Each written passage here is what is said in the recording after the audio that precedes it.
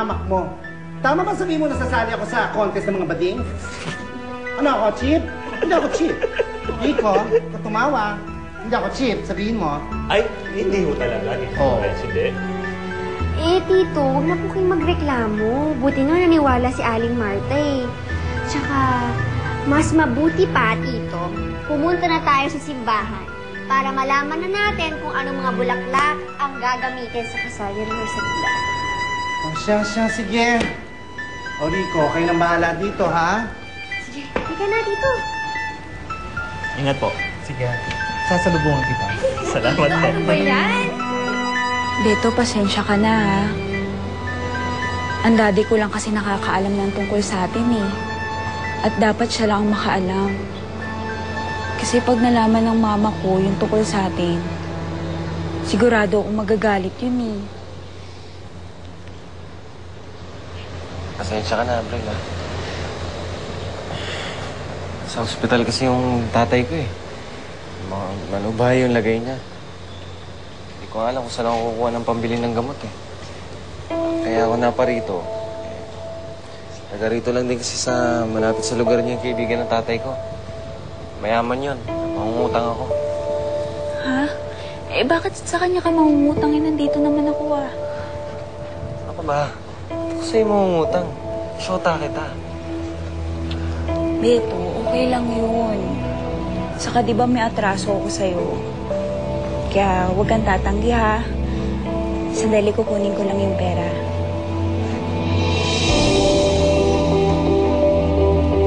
Pare, bilib na talaga ako sa'yo.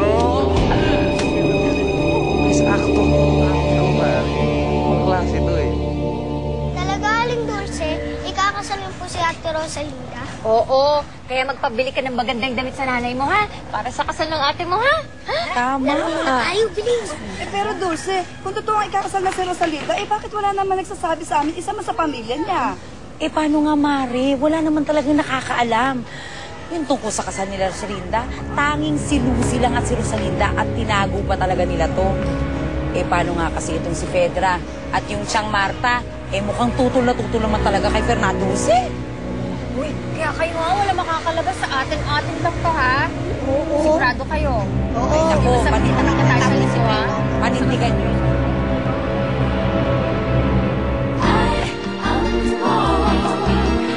Go.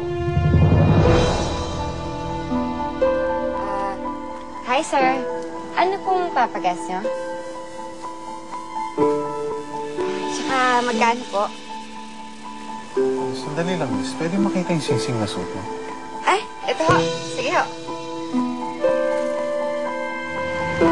Singsing? Matatanggap mo ba ako at ang singsing na to? Papakasal ka ba sa akin? Oo, Alfred. Pakakasal ko sa'yo.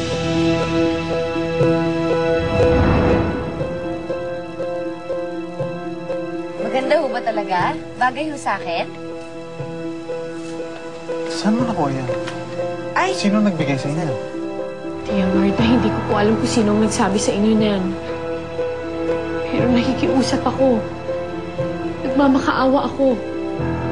Huwag niyo na kaming pigilan ni Fernando Jose. Dahil nagmamahalan talaga kami. Sinabi nang hindi kayo pwede magmahalan ng lalaking yun. Talagang hindi pwede. Kaya pakinggan mo naman ako. Ako ang pakinggan ninyo, Tia Marta. Dahil hindi ko kayang wala si Fernando Jose. Dahil kahit anong gawin ninyo, hindi niyo kami mapaghihiwalay. Mukhang buo na nga sa loob mo na ipaglaban ng lalaking yun. Kaya wala akong magagawa kung hindi ipagtapat sa'yo ang totoo. Ano kung totoo? Ang totoong dahilan kung bakit ayaw na ayaw ko sa lalaking yun. Bakit nga ba? Ano pong dahilan? Rosalinda, huwag ka sanang mabibigla. Pero, ako ang tunay mong ina. Hindi si Dolores, anak. Ako.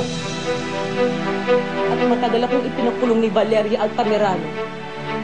Kaya talagang hindi ako papayag na magkatuluyan kayo ng anak niya.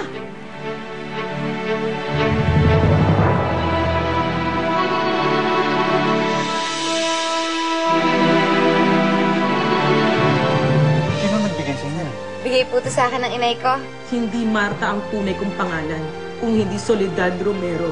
Yung criminal na yun, ang dahilan kung bakit galit sa mundo si Ma'am Valeria. Kaya pati ako nadamay sa galit niya. Lapastangan ka! Wala na siya sa bahay. Nalaman kasi ni Tia Marta na ikakasal kayo sa Makalawa. Kaya sa pilitan niya itong sinama. At hindi ko alam kung saan niya ito dinala. Nasaan si Rosalinda? Saan niyo siya dinala?